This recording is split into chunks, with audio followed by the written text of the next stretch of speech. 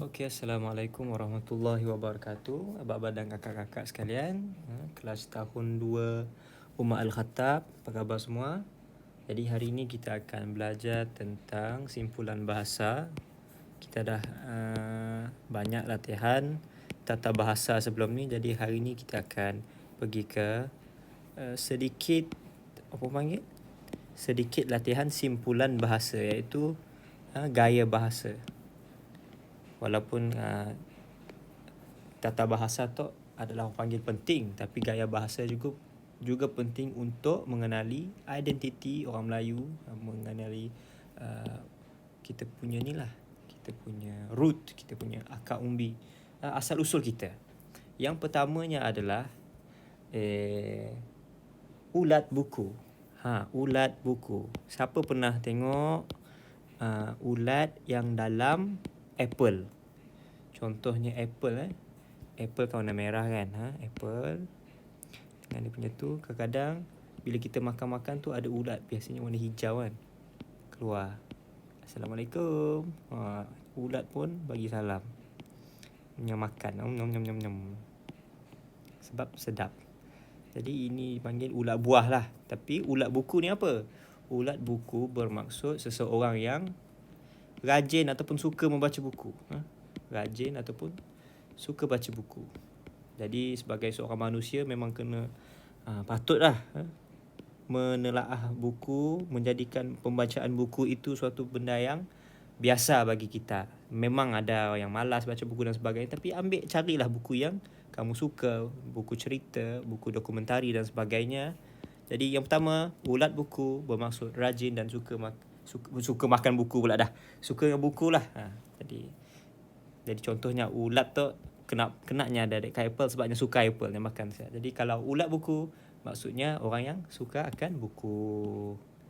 Yang kedua pula adalah cahaya mata. Cahaya nombor 2, cahaya mata. Cikgu salin kasih. Mun boleh kita orang ambil buku nota kecil kita orang ya. Mun boleh salin lah. Bagi bagus cikgu rasa. Cahaya mata. Mun cikgu kelakar laju gila dalam video YouTube tu, kita orang pause kan, salin balik. Salin yang nombor-nombor tu pun boleh. Datuk ajak pun boleh. Saya perlu nak melukis-lukis. Jadi cahaya mata, biasanya kita mata, kenapa matanya bercahaya? Contoh cikgu lukis mata. Mata. Okey, mata. Bukan sebarang mata, mata yang bercahaya. Peking. Kalau kita mau polanya dikacak sikit sekejap. Cikgu ambil brush yang kacak sikit. Seronok kan lukis-lukis ni. Siapa nak belajar lukis ni, bagi tahu cikgu. Kita ambil warna purple. Contoh salah brush ni bro. Atau kita besarkan. Kita tukar dia punya blending jadi screen. Macam mana ni? Pelik ya. Cikgu mesti tahu macam mana. Darken kah? Contoh je lah. Okey, contoh okey lah tak? Okey, cahaya mata. Maksudnya apa? Maksudnya tak susah pun sebenarnya. Maksudnya adalah anak. Apa orang panggil? Anak. Zuriat. Kenapa tak keluar? Okey, sorry. Salah layer. Maksudnya anak ataupun kita panggil zuriat. Cahaya mata. Bila kita ada anak adalah satu anugerah Allah. Anak tu merupakan benda anugerah yang sangat special. Jadi bila kita tengok satu doa yang Nabi ajarkan pada kita dalam Quran, Rabbana hablana min azwajina wa zurriyyatina qurrata a'yun waj'alna lil muttaqina imama. Maksudnya, ya Allah, engkau berikanlah kami zuriat yang baik, hablana min azwajina wa min zurriyyatina qurrata a'yun. Kau jadilah keluarga kami, isteri kami dan anak-anak kami ni qurrata a'yun, orang yang penyeri mata, orang yang sejuk bila tangga, seronok bila tangga tengok kita orang jurus lah, kita orang tu anak yang baik. Jadi seronok lah bagi seorang ibu bapa, kita orang dapat markah yang tinggi dan sebagainya. kita orang dapat perangai yang baik, benda yang sangat-sangat membanggakan ibu bapa. Okey. Jadi sebab ialah dipanggil cahaya mata. Okey, nak kita merge down. Biarlah ni kedai yang. Seterusnya adalah yang ketiga adalah cahaya mata, ulat buku. Yang bertiga adalah alas perut. Alas perut tu senang je sebenarnya. Alas perut. Maksudnya yang makan sikit-sikit je. Just makan sedikit.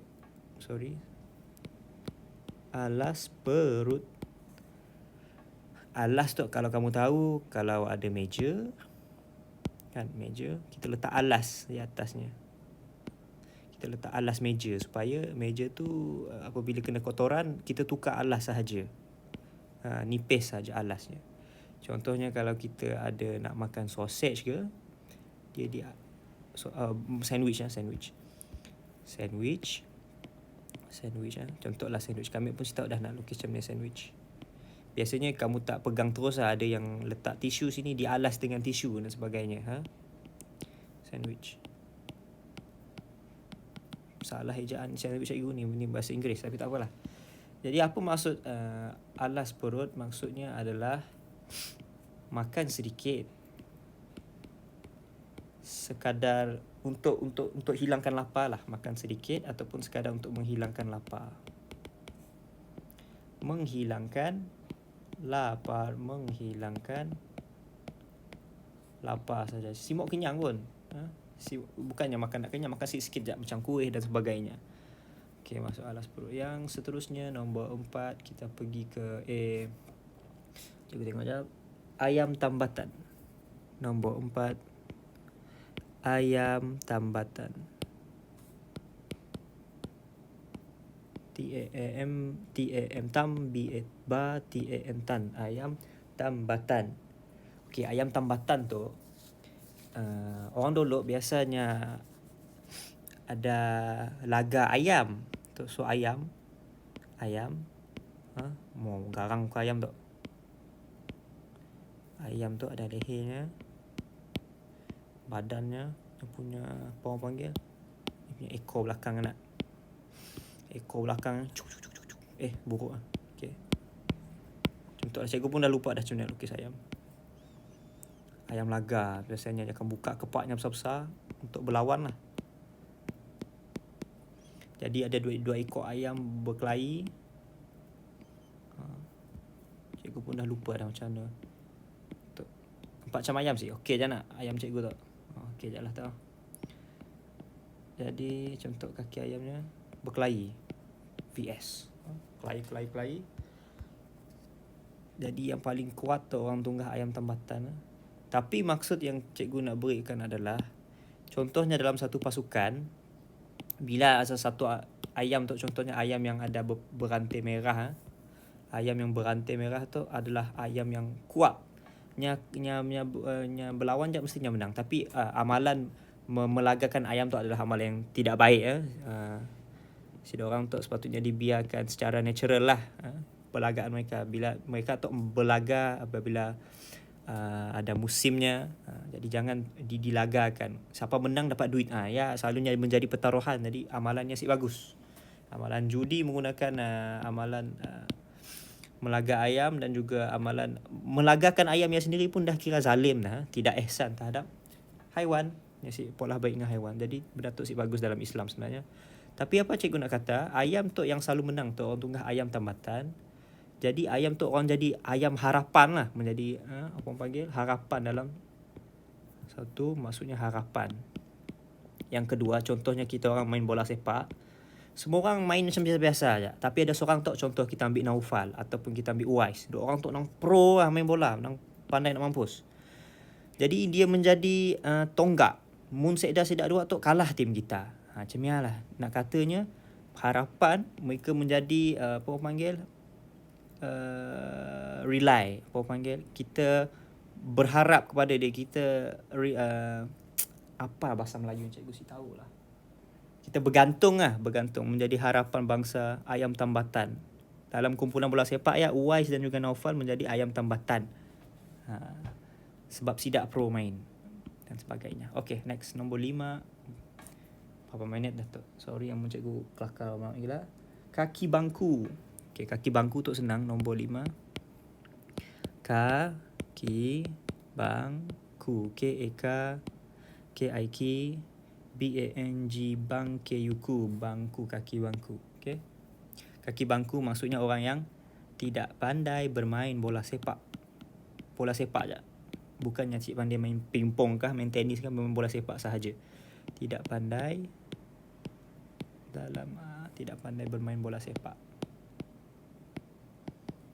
Bola sepak. Semua tahu kan bola sepak macam ni, tengokkan TV dan sebagainya.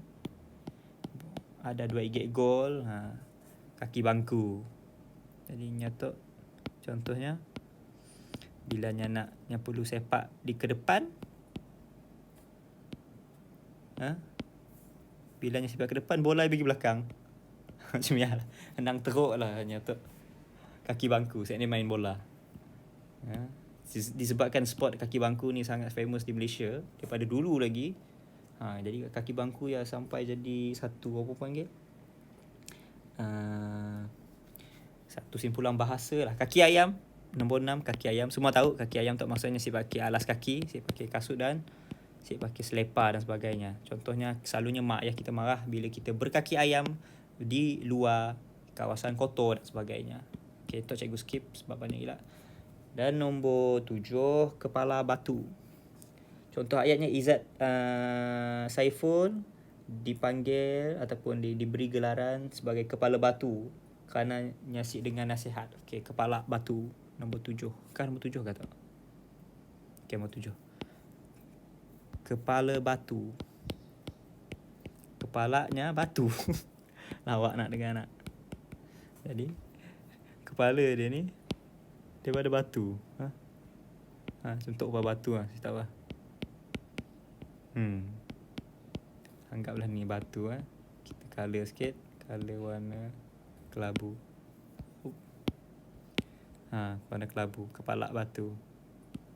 Gelapkan sikit. Macam ni lah. Kepala batu. Okey, jadi nyata kepala batu. Sorry, salah brush. Okey, nyata kepala batu. Yang tutup telinga. Kita polahnya tutup telinga. Dan belakang tu punya ayah. Ayahnya tegurnya, oi, pergilah sembahyang subuh ya. Oi, janganlah polah benda yang si bagus. Tu ayahnya marah. Tapi nya simuk dengar. Dah ditegur banyak kali tapi simuk dengar. Jadi maksudnya walaupun nya simuk dengar kelakar lah, kepala batu. Nya ikut kepala dia je. Kepala tu kan bermaksud ada otak di situ, ada pemikiran. Dia ikut pemikiran dia sahaja. Dia tidak memikirkan nasihat orang lain dan tegur orang lain. Okey, boleh kata maksudnya sebagai nakal, degil, tidak mendengar nasihat. Tidak mendengar nasihat. Okey. Tidak mendengar. Cikgu kena tulis full sebab ia penting untuk kemahiran mengeja kamu. Tidak mendengar nasihat. N-A-S-I-C-H-A-T. Tidak mendengar nasihat. Okey. Kepala batu. Cikgu rasa cukuplah sampai 7 je. Sebenarnya ada 3 igit cikgu nak ajar. Ringan tulang. Kamu tahu ringan tulang. Nombor 8. Sekejap cikgu just go through cepat-cepat. Nombor 8. Ringan tulang maksudnya rajin. Ringan tulang maksudnya rajin. Nombor 9 pula adalah makan angin senang. Makan angin ni maksudnya pergi berjalan, pergi raun. Makan angin ke Singapura, makan angin ke London. Contohnya makan angin dalam Sarawak pun best. Makan angin ke air terjun di Kuching sendiri. Kuching ni ada air terjun. Air Kuching di kawasan Sarawak. Dan juga anak emas. Anak emas tu maksudnya apa? Dalam banyak-banyak adik-beradik kita, anak yang paling disayangi dipanggil anak emas. Walaupun kita rasa macam yang bias ataupun kita rasa macam si adil lah mak ayah. Tapi memang macam lumah hidup kita. Memang seorang manusia memang akan ada manusia yang lebih sayangi lagi daripada orang lain. Sebab apa? Mungkin yang punya jasanya lebih lagi. Sekallah orang anak yang malas, anak yang si banyak tolong maknya jadi anak yang disayangi nak. Jadi macam lah. Tapi yang penting adalah ketakwaan kepada Allah. Allah suruh hormati ibu bapa, sayangi. Jadi kita polah je sebaik mungkin yang kita boleh. Hanya Allah yang membalas jasa. Mak tunggu jasa mak kita, mungkin mak kita si larat nak balas. Tapi yalah, Allah akan beri ganjaran di syurga atau di dunia punya boleh juga. Tapi di akhirat confirmnya beri. Setimpal dengan usaha kita orang. Jadi itu saja kelas kita pada hari ini. Kita revision 1 last time. Simpulan bahasa. Yang seterusnya yang ulat buku maksudnya rajin dan suka membaca buku. Yang kedua adalah cahaya mata maksudnya anak dan zuriat. Yang alas perut maksudnya makan sedikit untuk menghilangkan lapar. Ayam tambatan seseorang yang menjadi harapan suatu kumpulan lah. Orang menjadi apa tunggal lupa dah kami siapa lah. Orang yang bergantung kepadanya lah, tak ayam tambatan. Okay, kaki bangku si pandai main bola sepak. Kaki ayam orang si pakai kasut dengan selipar. Nak tu is kepala batu. Kepala batu tu maksudnya degil, nakal, tidak mendengar nasihat orang. Dan akhir sekali 3 gigit tu ringan tulang maksudnya rajin, suka pula kemas rumah dan sebagainya. Kalau buat kerja rumah dia buat awal, dia siapkan awal. Makan angin maksudnya pergi raun-raun. Anak emas, anak yang disayangi. Jadi itu sahaja kelas kita pada hari ini. Assalamualaikum warahmatullahi wabarakatuh. Nanti cikgu bagi kuizis kat kamu semua ya. Bye-bye.